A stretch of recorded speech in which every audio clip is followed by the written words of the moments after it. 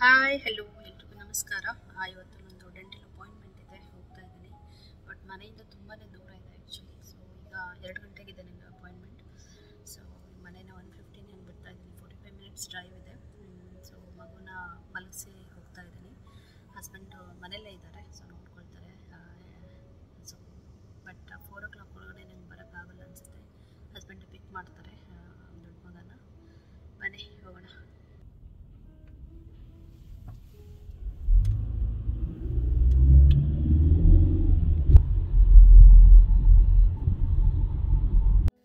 So ಇವತ್ತು ನಾನು ಹೈವೇದಲ್ಲೇ drive ಮಾಡ್ಕೊಂಡು ಬಂದೆ. ಏನಕ್ಕೆ ಅಂತಂದರೆ ತುಂಬಾ ದೂರ ಇತ್ತು. ಇದು ಸ್ವಲ್ಪ ಹಾಸ್ಪಿಟಲ್. ಸೊ ಹಾಗಾಗಿ ನನ್ನ ಮಕ್ಕಳಿಲ್ಲ ಅಂತಂದರೆ ಹೈವೇದಲ್ಲೇ ಯೂಶ್ವಲಾಗಿ ಬರ್ತೀನಿ. ಇಲ್ಲ ಅಂತಂದರೆ ನಾನು ಸ್ವಲ್ಪ ಸ್ಟ್ರೈಟ್ ರೋಡ್ಸಲ್ಲೇ ಓಡಾಡ್ತಾ ಇರ್ತೀನಿ. ಏನಕ್ಕೆ ಅಂದರೆ ನಂಗೆ ಸ್ವಲ್ಪ ಭಯ ಅಷ್ಟೇ. ಇನ್ನು ಬೇಬಿ ಚಿಕ್ಕದಿದೆ ಮತ್ತು ಮಗನೂ ಚಿಕ್ಕವನು ಇರೋದ್ರಿಂದ ನನಗೆ ತುಂಬಾ ಭಯ ಆಗುತ್ತೆ ಮಕ್ಕಳ ಜೊತೆ ಹೋಗುವಾಗ. ಸೊ ಹಾಗಾಗಿ ಒಬ್ಬಳೇ ಇದ್ದಾಗ ಹೈವೇದಲ್ಲೆಲ್ಲ ಓಡಾಡ್ತೀನಿ ಆರಾಮಾಗಿ. ನಿಮಗೆ ಅನ್ನಿಸ್ಬೋದು ನನ್ನ ವಾಯ್ಸಲ್ಲಿ ತುಂಬಾ ಚೇಂಜಸ್ ಅನ್ನಿಸ್ಬೋದು. ಏನಕ್ಕೆ ಅಂತಂದರೆ ಈ ಹಲ್ಲು ನೋವು ಜೊತೆಗೆ ನನಗೆ ಸೋರ್ ಥ್ರೋಟ್ ಮತ್ತು ಕೋಲ್ಡ್ ಕೂಡ ಆಗಿಬಿಟ್ಟಿದೆ. ಹುಷಾರಿಲ್ಲ ಅಂತಲೇ ಹೇಳ್ಬೋದು. ಬಟ್ ಈ ಹಲ್ಲಿಂದು ಸ್ವಲ್ಪ ನಾನು ನಿಮಗೆ ಅಪ್ಡೇಟ್ಸ್ ಕೊಡಬೇಕಿತ್ತು, ಹಾಗಾಗಿ ಬ್ಲಾಗ್ ಮಾಡ್ತಿದ್ದೀನಿ. ಸೊ ಏನಾಗಿತ್ತು ಅಂತಂದರೆ, ನಾನು ಕ್ಲೀನಿಂಗಿಗೆ ಹೋಗಿದ್ದೆ ಡಿಸೆಂಬರಲ್ಲಿ. ಆವಾಗೇನಿದು ಅಷ್ಟೊಂದು ಪ್ರಾಬ್ಲಮ್ ಇರಲಿಲ್ಲ ನನಗೆ.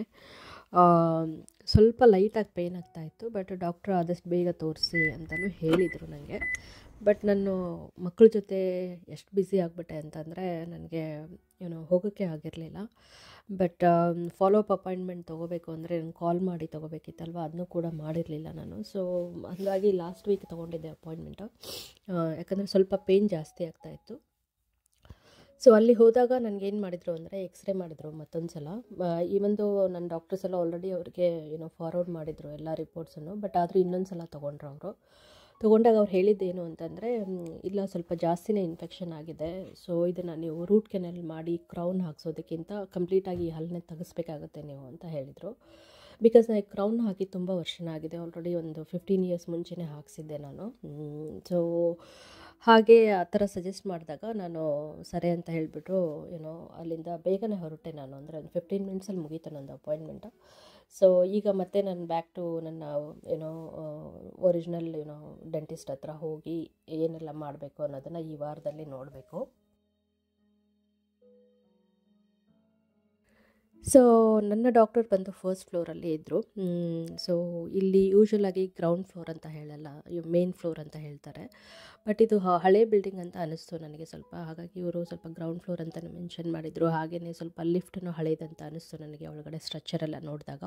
ಬಟ್ ಆ್ಯಂಬಿಯನ್ಸ್ ಎಲ್ಲ ತುಂಬ ಚೆನ್ನಾಗಿತ್ತು. ಹಾಗೆಯೇ ಫಾರ್ಮಸಿ ಕೂಡ ಒಳಗಡೆನೇ ಇತ್ತು. ಇಲ್ಲಿ ಸ್ವಲ್ಪ ಹೇಗೆ ಅಂತಂದರೆ, ಕ್ಲಿನಿಕ್ಸ್ ಎಲ್ಲ ಏನಾದರೂ ಒಂದು ಬಿಲ್ಡಿಂಗಲ್ಲಿ ಇದ್ದರೆ ಬೇರೆ ಬೇರೆ ಸ್ಪೆಷಾಲಿಟಿ ಡಾಕ್ಟರ್ಸನ್ನು ಅದೇ ಬಿಲ್ಡಿಂಗಲ್ಲೇ ಇರ್ತಾರೆ ಅಕ್ಕಪಕ್ಕ. ಗ್ರೌಂಡ್ ಫ್ಲೋರಲ್ಲಿ ನಾನು ನೋಟಿಸ್ ಮಾಡಿದ್ದೇನೆಂದರೆ ಆಕ್ಯುಪಂಕ್ಚರ್ ಥೆರಪಿಸ್ಟ್ ಕ್ಲಿನಿಕ್ ಕೂಡ ಇತ್ತು. ಸೊ ನೋಡ್ಬೋದು ಇಲ್ಲಿ ಹೇಗೆ ಅಂದರೆ, ಈ ಕ್ಲಿನಿಕಲ್ಲಿ ನಾವೀಗೇನು ಅಪಾಯಿಂಟ್ಮೆಂಟ್ ತೊಗೊಂಡಿರ್ತೀವಲ್ಲ, 48 ಅವರ್ಸ್ ಅಂದರೆ 2 ಡೇಸ್ ಒಳಗಡೆ ನಾವೇನಾದರೂ ಕ್ಯಾನ್ಸಲೇಷನ್ ಮಾಡೋಂಗಿದ್ರೆ ಮಾಡಬೇಕು. ಅದಕ್ಕಿಂತ ಮುಂಚೆ ಏನಾದರೂ ಮಾಡದೇ ಇದ್ದರೆ $90 ಫೈನ್ ಕಟ್ಟಬೇಕಾಗುತ್ತೆ ನಾವು. ಅದನ್ನೇ ಪೇಪರ್ ವರ್ಕಲ್ಲೆಲ್ಲ ಮೆನ್ಷನ್ ಮಾಡಿದರು. ಸೊ ಬಟ್ ನಾನು ಆ್ಯಕ್ಚುಲಿ ಇದನ್ನು ಒಂದು ಸಲ ಕ್ಯಾನ್ಸಲ್ ಮಾಡಿ ತೊಗೊಂಡಿದ್ದೆ ಈ ಅಪಾಯಿಂಟ್ಮೆಂಟು. ಬಟ್ ನಾನು ಬೇಗನೆ ಕ್ಯಾನ್ಸಲ್ ಮಾಡ್ಕೊಂಡಿದ್ದೆ, ಹಾಗಾಗಿ ನನಗೇನು ಚಾರ್ಜ್ ಮಾಡಲಿಲ್ಲ ಅವರು. ಡೆಂಟಿಸ್ಟ್ ಹತ್ರ ಬಂದಿದ್ದೆ.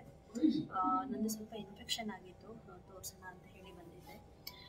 ಬಟ್ ನನ್ನ ಪ್ರೈಮರಿ ಡೆಂಟಿಸ್ಟ್ ಏನು ಹೇಳಿದರು ಅಂತಂದರೆ, ನನಗೆ ಇನ್ಫೆಕ್ಷನ್ ಆಗಿರೋದಕ್ಕೆ ಅವರು ಇಲ್ಲಿ RCT ಅಂದರೆ ರೂಟ್ ಕೆನಲ್ ಟ್ರೀಟ್ಮೆಂಟ್ ಕೊಡ್ತಾರೆ.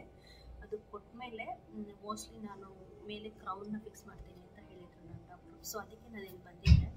ಬಟ್ ಇಲ್ಲಿ ಬಂದಮೇಲೆ ಇನ್ನೊಂದ್ಸಲ ಅವರು ಎಕ್ಸ್ರೇ ಮಾಡಿದರು. ಎಕ್ಸ್ರೇ ಮಾಡಿ ಏನು ಹೇಳ್ತಾ ಇದ್ದಾರೆ ಅಂದರೆ, ರೂಟ್ ಕೆನಲ್ ಟ್ರೀಟ್ಮೆಂಟ್ ಮಾಡಿದ್ರು ಅದು ಯೂಸ್ ಆಗಲ್ಲ, ಕ್ರೌನ್ ಹಾಕ್ಸ್ಬೇಡಿ ಅಂತಲೇ ಹೇಳಿದ್ರು ನನಗೆ. ಸೊ ಕಂಪ್ಲೀಟಾಗಿ ಈಗ ಇರೋ ಟೀತ್ನ ತೆಗೆದುಬಿಡಿ, ತೆಗೆಸಿ ನೀವು ಬೇಕಂದರೆ ಇಂಪ್ಲಾಂಟೇಷನ್ ಮಾಡಿಸ್ಕೋಬೋದು ಅಂತ ಹೇಳಿದರು ನನಗೆ. ಅದನ್ನೇ ಸಜೆಸ್ಟ್ ಮಾಡಿದರು.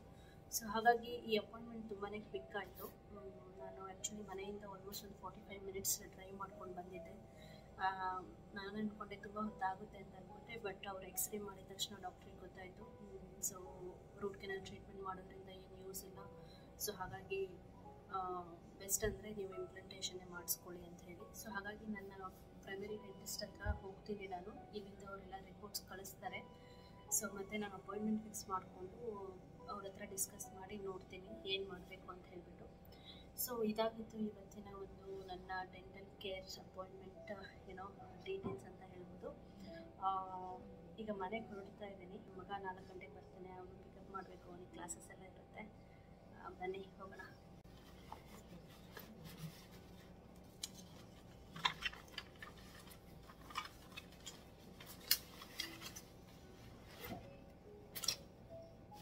ಸೊ ನಾನು ಆ್ಯಕ್ಚುಲಿ ಈ ಟೈಮಲ್ಲಿ ಸ್ವಲ್ಪ ನೆಗ್ಲೆಕ್ಟ್ ಮಾಡಿದೆ ಅಂತಲೇ ಹೇಳ್ಬೋದು ನನ್ನ ಹೆಲ್ತ್ ಎಲ್ಲ.